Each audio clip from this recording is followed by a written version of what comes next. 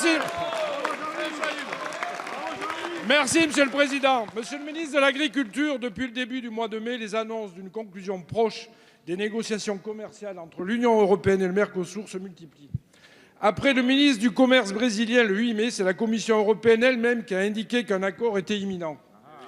Vous le savez, cet accord inquiète au plus haut point les éleveurs bovins français. Ce sont en effet 99 000 tonnes de viande sud-américaine issue de systèmes de production peu ou pas réglementés qui pourraient entrer à droit de douane très faible sur le marché européen. Le 16 mai dernier, vous avez indiqué au Sénat qu'en aucun cas la France n'accepterait un tel accord, car il remettait en question nos standards sanitaires, alimentaires et environnementaux. Nous partageons pleinement cette position.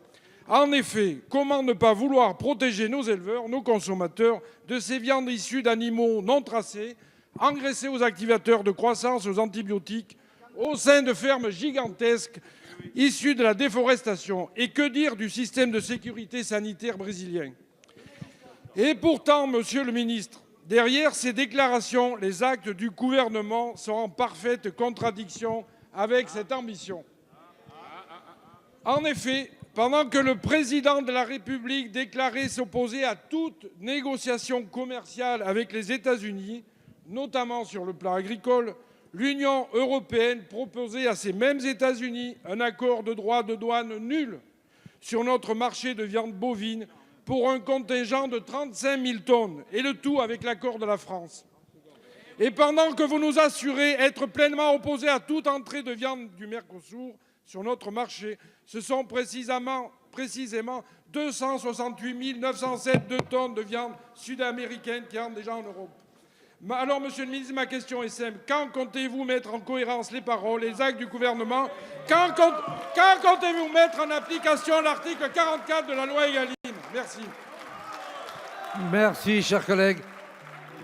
La parole est à monsieur Didier Guillaume, ministre de l'Agriculture et de l'Alimentation. Monsieur le Président, Mesdames et Messieurs les députés, Monsieur le député, cher Jean-Yves Boni, merci pour votre question. La position de la France, elle est claire, elle est simple, elle est nette, vous l'avez dit.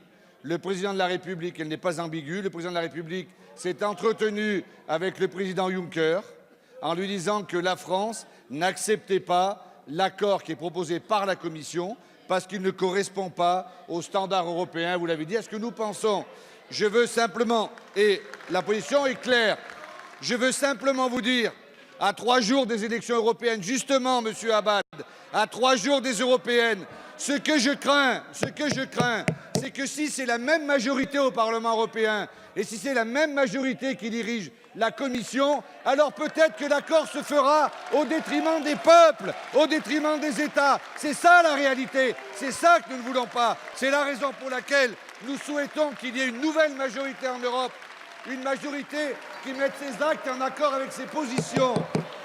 Et monsieur Boni, c'est à vous de mettre vos actes en accord avec vos positions. Vos amis politiques en Europe sont favorables à cet accord. Et vous, ici, par démagogie, vous dites que vous ne l'êtes pas. Alors, ensemble, décidons ensemble que non, le Parlement français, que l'on soit de droite, de gauche ou en marche, n'acceptera pas la volonté de la droite européenne, du PPE, de signer cet accord. La France sera opposée à cela. Je vous remercie.